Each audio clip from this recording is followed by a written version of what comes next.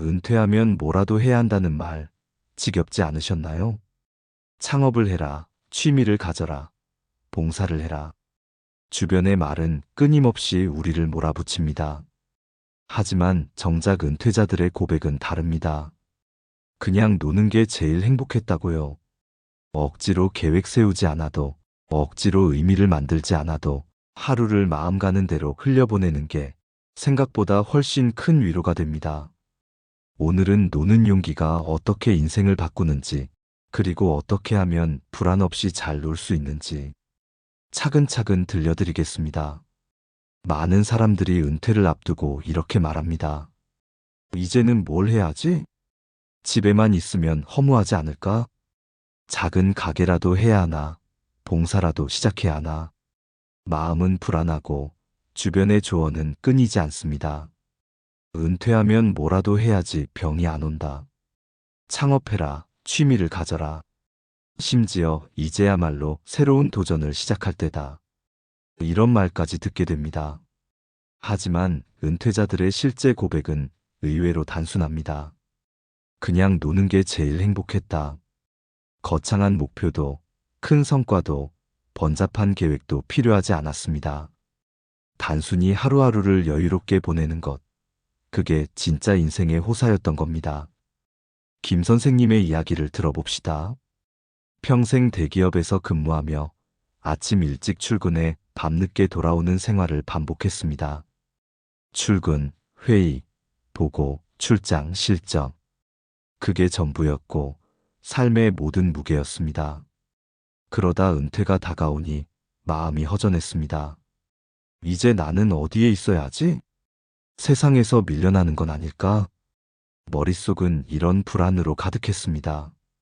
그 불안 때문에 한때는 카페 창업을 심각하게 고민했습니다. 하지만 계산기를 두드리면 두드릴수록 머리가 무거워졌습니다. 임대료, 인테리어, 인건비. 쉬려고 시작한 일이 오히려 새로운 짐이 된 겁니다. 밤마다 잠이 줄고 몸은 더 지쳐갔습니다. 그때 아내가 한마디 했습니다. 여보, 평생 고생했는데 왜 또 일을 하려고 해요? 이번엔 그냥 쉬어봐요. 그 말이 전환점이었습니다. 김 선생님은 마음을 바꾸었습니다. 그래, 일단 1년은 그냥 놀아보자. 처음엔 쉽지 않았습니다. 아침에 눈을 뜨면 허전했습니다. 오늘은 뭘 하지? 출근을 안 한다는 게 낯설었고 세상에서 뒤처지는 건 아닐까 걱정이 됐습니다. 그런데 시간이 지나면서 놀라운 변화가 찾아왔습니다. 아침에는 동네를 천천히 걸었습니다. 예전엔 보지 못했던 작은 꽃이 눈에 들어왔습니다. 편의점 앞에서 이웃과 인사만 나눠도 마음이 따뜻해졌습니다. 낮에는 친구와 장기를 두었습니다. 웃고 떠드는 시간이 그렇게 소중할 줄 몰랐습니다. 예전 같으면 점심을 먹고 사무실로 돌아갔겠지만 이제는 오후 햇살을 느긋하게 즐길 수 있었습니다. 저녁에는 손주와 놀았습니다. 블록을 쌓고 그림을 그리고 동화를 읽어주다 보면 하루가 훌쩍 지나갔습니다. 피곤하기는커녕 오히려 몸과 마음이 가벼워졌습니다. 김 선생님은 이렇게 말합니다. 출근이 인생의 전부였는데 이제야 내 시간을 찾았어요. 내가 몰랐던 진짜 행복이 이런 거였구나. 은퇴 전에는 다들 불안합니다. 일을 하지 않으면 도태될 것 같다. 뭔가 의미 있는 걸 만들지 않으면 인생이 허무하다. 이런 생각이 머릿속을 지배하지요. 하지만 막상 은퇴를 하고 시간이 지나면 깨닫게 됩니다. 억지로 무언가를 하느라 지치기보다 내 시간을 누리고 내 마음을 돌보는 게 진짜 행복이라는 사실을요. 여러분은 어떠신가요? 혹시 지금도 불안해서 뭘 해야 할지 몰라서 마음이 무겁지 않으신가요? 그렇다면 잠시 멈춰도 괜찮습니다. 가장 먼저 해야 할 건 억지로 의미를 찾는 게 아니라 나답게 쉬는 법을 배우는 겁니다. 노는 것은 게으름이 아니라 지혜입니다. 몸과 마음을 회복시키는 전략이고 남은 시간을 더 빛나게 만드는 기술입니다. 그냥 놀면 행복하다는 말 누구나 고개를 끄덕입니다. 하지만 속으로는 이런 걱정을 하시죠. 돈이 있어야 마음 편히 노는 거지. 맞습니다. 아무리 여유를 즐기고 싶어도 생활비 걱정이 머릿속을 떠나지 않으면 진짜 쉼이 되지 않습니다. 그래서 은퇴 후 노는 삶을 위해서는 재정적 기반이 꼭 필요합니다. 전문가들은 이렇게 말합니다. 은퇴 후 안정적으로 논다는 건 최소한 생활비 20년치를 계산해 두었을 때 가능하다. 예를 들어 63세에 은퇴했다고 해봅시다. 평균 수명 85세를 고려하면 앞으로 약 22년은 더 살아야 합니다. 부부 기준으로 한 달 생활비를 250만 원으로 잡으면 1년에 3천만 원이 필요합니다. 그럼 22년 동안 약 6억 6천만 원이죠. 여기에 의료비나 돌발 지출까지 더하면 최소 8억 원은 있어야 불안하지 않습니다. 숫자만 보면 숨이 턱 막히지요. 하지만 여기엔 중요한 전제가 있습니다. 모든 돈을 미리 모아야 하는 건 아니라는 사실입니다. 왜냐하면 정기적으로 들어오는 연금이 있기 때문입니다. 국민연금, 퇴직연금, 임대소득. 이런 고정 수입이 있으면 필요한 준비금은 훨씬 줄어듭니다. 김 선생님의 경우를 보겠습니다. 부부가 합쳐서 국민연금으로 매달 180만 원을 받습니다. 생활비 250만 원에서 180만 원은 이미 해결된 겁니다. 부족한 건 70만 원. 이 정도만 채우면 됩니다. 이럴 경우 필요한 준비금은 약 2억 원 정도. 생각보다 훨씬 작아지지요. 여러분도 계산해 보시면 비슷할 겁니다. 나는 은퇴하려면 10억은 있어야 한다는 말에 겁먹을 필요가 없습니다. 그렇다면 은퇴 후 자산은 어떻게 관리해야 할까요? 전문가들이 한 목소리로 권하는 비율이 있습니다. 바로 안전 자산 70%, 변동 자산 30%. 안전 자산은 예금, 적금, 채권 같은 곳입니다. 생활비와 고정 지출은 여기서 충당해야 합니다. 변동 자산은 주식, 펀드, 부동산 같은 곳입니다. 이건 여유 자금으로만 운영해야 합니다. 이렇게 나누면 큰 위험에 흔들리지 않고 매달 필요한 생활비를 안정적으로 확보할 수 있습니다. 무엇보다 심리적으로 편안해집니다. 돈의 흐름이 일정하면 마음이 평온해지고 마음이 평온해야 진짜 쉼이 가능하지요. 김 선생님도 처음엔 불안했습니다. 노는 게 좋긴 한데 혹시 돈이 바닥나면 어쩌지? 하지만 연금을 계산하고 자산을 안전하게 나눈 뒤로는 마음이 한결 가벼워졌습니다. 그리고 이렇게 말씀하셨습니다. 돈은 많으면 좋지만 결국 중요한 건 매달 들어오는 고정 수입이 있느냐 없느냐였습니다. 그게 있으면 마음이 편합니다. 여러분은 어떠신가요? 혹시 지금도 통장 잔고만 보고 불안해하지 않으신가요? 방법은 의외로 단순합니다. 종이에 3칸을 그리세요.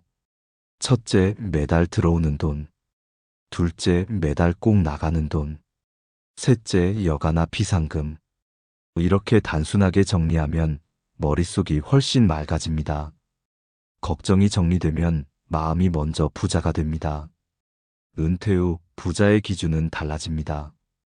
수십억 원이 아니라 내가 쓰고 싶은 때 쓰고 싶은 만큼 쓸 수 있는 여유. 그게 진짜 부자입니다.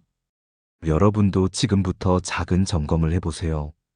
내게 들어오는 돈은 무엇이고 나가는 돈은 어디에 쓰이고 있는지. 그 차이를 확인하는 것만으로도 마음은 한결 가벼워질 겁니다. 돈은 단순하게 관리할수록 노는 삶은 더 자유로워집니다. 돈이 있어도 몸이 받쳐주지 않으면 놀 수가 없습니다. 여행도, 취미도, 친구와의 만남도 결국은 몸이 움직여줘야 가능한 일이지요. 그래서 은퇴 후 잘 놀기 위한 두 번째 조건은 바로 건강입니다. 의학적으로 은퇴 이후 가장 중요한 지표는 3가지입니다. 혈압, 혈당, 근육량. 혈압과 혈당은 정기 검진으로 관리할 수 있습니다. 하지만 근육은 조금 다릅니다. 60세 이후에는 매년 1%씩 줄어든다고 하지요. 이걸 막지 않으면 걷는 힘이 약해지고 계단 오르기가 힘들어지고 결국 일상 자체가 무너집니다. 김 선생님도 처음엔 매일 등산을 했습니다. 겉으로는 아주 건강해 보였지요. 하지만 어느 날 무릎 통증이 찾아왔습니다. 병원에 가니 의사가 이렇게 말했습니다. 유산소 운동만으로는 안 됩니다. 근육을 따로 지켜야 합니다. 그날 이후 김 선생님은 집에서 작은 아령을 들기 시작했습니다. 의자에 앉았다 일어나기를 20번, 벽에 손을 대고 밀어내기를 10번, 생수병을 양손에 들고 팔을 천천히 올렸다 내리기를 20번. 하루 10분도 채 걸리지 않았습니다. 처음엔 힘들었지만 꾸준히 하다 보니 달라졌습니다. 다시 손주와 마음껏 뛰어놀 수 있게 된 겁니다. 여러분은 어떠신가요? 혹시 운동이라고 하면 겁부터 나시나요? 헬스장 등록, PT 수업 생각만 해도 부담스럽지요. 하지만 그럴 필요 없습니다. 거실 한쪽, 주방 옆에서도 충분히 할 수 있습니다. 운동의 핵심은 많이 하는 것이 아니라 꾸준히 하는 것입니다. 오늘은 5번이라도 좋습니다. 내일은 6번. 조금씩 늘려가는 게 중요합니다. 몸은 생각보다 빨리 반응합니다. 또 하나 잊지 말아야 할 건 생활 속 움직임입니다. 엘리베이터 대신 계단 한 층, 버스에서 한 정거장 먼저 내려 걷기, TV를 보면서 스트레칭하기. 이 작은 움직임들이 근육을 지켜줍니다. 은퇴 후 건강을 잃으면 자유로운 시간도 무용지물이 됩니다. 여행을 가고 싶어도 못 가고 친구를 만나고 싶어도 못 나갑니다. 결국 집 안에만 갇히게 되지요. 그래서 지금부터라도 건강을 챙겨야 합니다. 몸이 가볍고 아프지 않아야 마음껏 놀 수 있습니다. 김 선생님은 이렇게 정리합니다. 돈은 은행에 맡기면 불어날 수 있습니다. 하지만 건강은 빌려 쓸 수도 나중에 모아둘 수도 없습니다. 오늘 지켜야 합니다. 바로 지금부터요. 여러분은 어떠신가요? 오늘 하루 작은 건강 습관 하나만 시작해 보세요. 의자에서 일어나기 10번, 물을 천천히 마시기 1컵. 이 2가지만 해도 몸은 달라집니다. 노년의 행복은 멀리 있지 않습니다. 바로 내 몸 안에 있습니다. 건강은 은퇴 후 가장 든든한 자산이자 잘 놀기 위한 최고의 준비물입니다. 많은 분들이 은퇴하면 이렇게 생각합니다. 이제 자유다.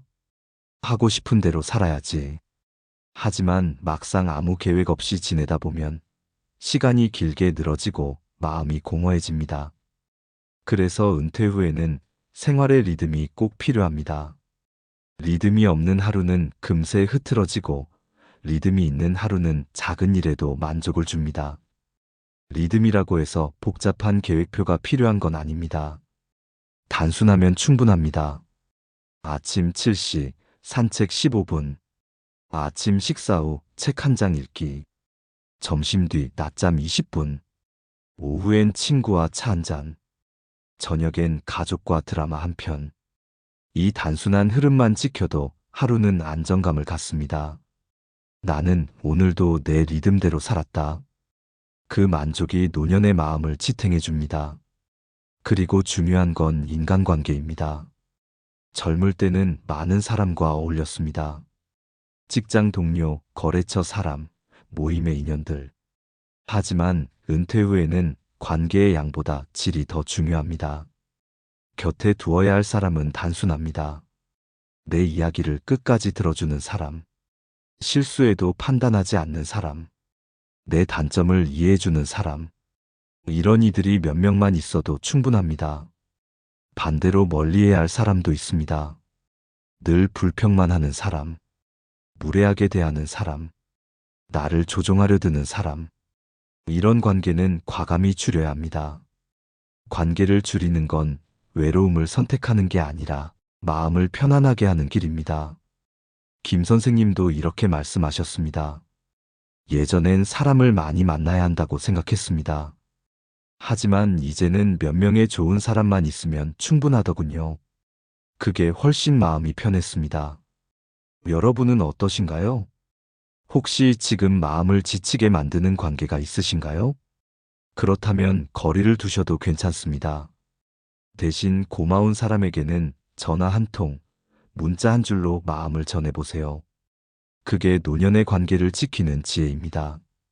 마지막으로 꼭 필요한 건 지혜로운 마음가짐입니다. 노년의 성취는 젊을 때처럼 큰 일에서 오는 게 아닙니다. 작은 일상 속에서 찾아야 합니다. 손주와의 짧은 놀이, 친구와 웃으며 나눈 대화, 책 한 권을 읽고 난 뒤의 성취감. 이런 소소한 순간들이 모여 삶을 풍요롭게 만듭니다. 무엇보다 중요한 건 스스로를 존중하는 태도입니다.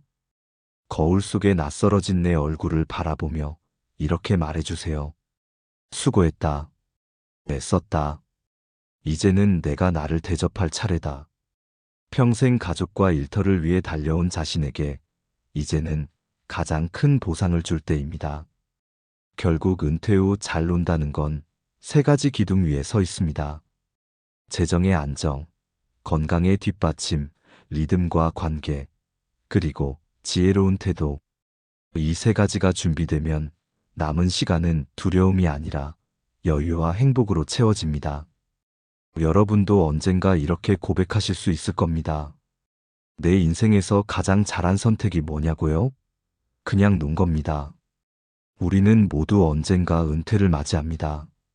그리고 그 순간 누구나 한 번쯤은 불안에 사로잡히지요.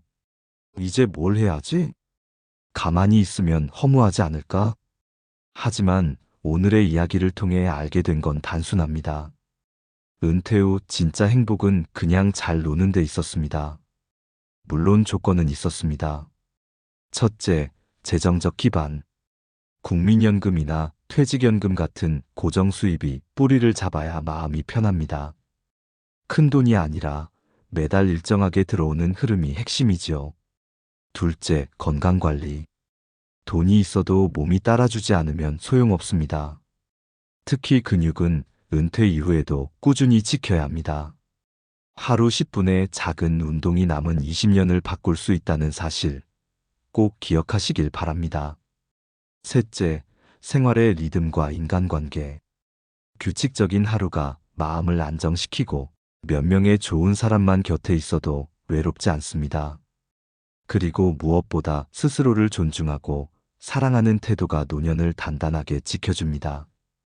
김 선생님은 결국 이렇게 고백하셨습니다.